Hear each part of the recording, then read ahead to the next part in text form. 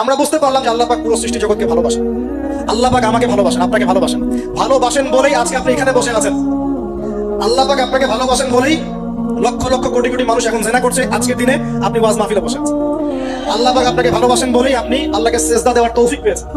আপনি লা ইলাহা ইল্লাল্লাহ কালিমা শিখেছেন, আপনি এই যে কোরআন পড়তে শিখেছেন, কোরআন পড়ছেন, হাদিস পড়ছেন, নবীর দ্বীনের প্রতি মহব্বত আছে, আল্লাহ আপনাকে ভালোবাসেন বলেই করছেন। কখন বুঝবেন আল্লাহ আপনাকে ভালোবাসে? যখন আল্লাহ পাকের অনুমোদিত কাজগুলো আপনার ভালো লাগবে।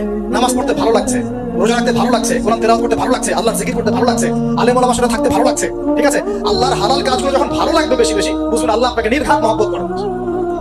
আর যখন আল্লাহ পাকের নিষেধগুলো, হারাম মদ আমার ভালো লাগে না, জিনা ভালো লাগে না, আমার খারাপ জিনিস দেখতে ভালো লাগে না, খারাপ শুনতে ভালো লাগে না, বুঝবেন আল্লাহ আপনাকে ভালোবাসে। আর যখন দেখবেন খারাপের পিছনে আপনার ঝোঁক বেশি, দুর্নীতি করতে ভালো লাগে, সুদ খাইতে ভালো লাগে, ঘুষ খাইতে ভালো লাগে, কাউকে ঠকাইলে মনে আমি স্মার্ট হয়ে গেলাম, হ্যাঁ, মানুষের টাকা আত্মসাৎ করতে ভালো লাগে, নামাজ না পড়ে ঘুম দিতে ভালো লাগে, ঠিক আছে, রমজান মাসে বিড়ি টানতে ভালো লাগে, ঠিক আছে, মেয়ের সাথে যে টাঙ্কি মারতে ভালো লাগে, তখন বুঝবেন যে আল্লাহ আপনাকে এখনো ভালোবাসেন, বা আপনি আল্লাহর ভালোবাসা পাওয়ার যোগ্যতা হারিয়ে ফেলেছেন। আল্লাহ পাক আমাদেরকে বোঝার তৌফিক দান। এখন আসি, আল্লাহ পাক এবং তার রাসূল আমাদেরকে এমন কি কি কাজ বলেছেন যেই কাজগুলো করলে আমরা সরাসরি আল্লাহর ভালোবাসা পাবো ইনশাআল্লাহ। জানার দরকার আছে কি নাই?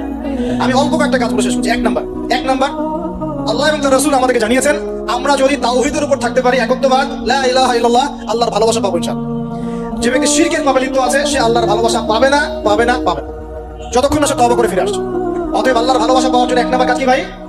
আল্লাহর তাওহীদের কালিমা লা ইলাহা ইল্লাল্লাহর উপর থাকা, শিরক বাদ দেওয়া। শিরক সম্পর্কে জানার জন্য একটা বই পড়েন, কিতাবুত তাওহীদ। কি নাম বললাম?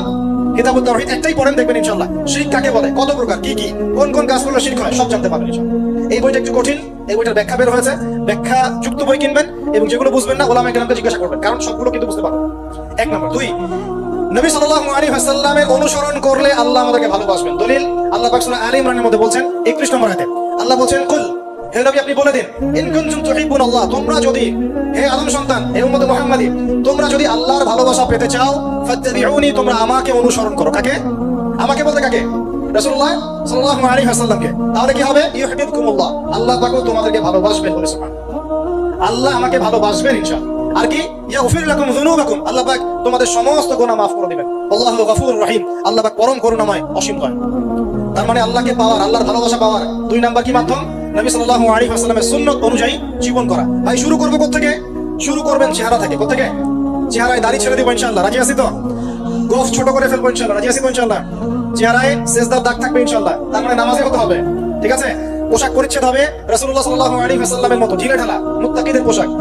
চুল হবে কার মতো? মেসি নেইমারের মতো নাকি রাসূলুল্লাহ সাল্লাল্লাহু আলাইহি ওয়াসাল্লামের মতো?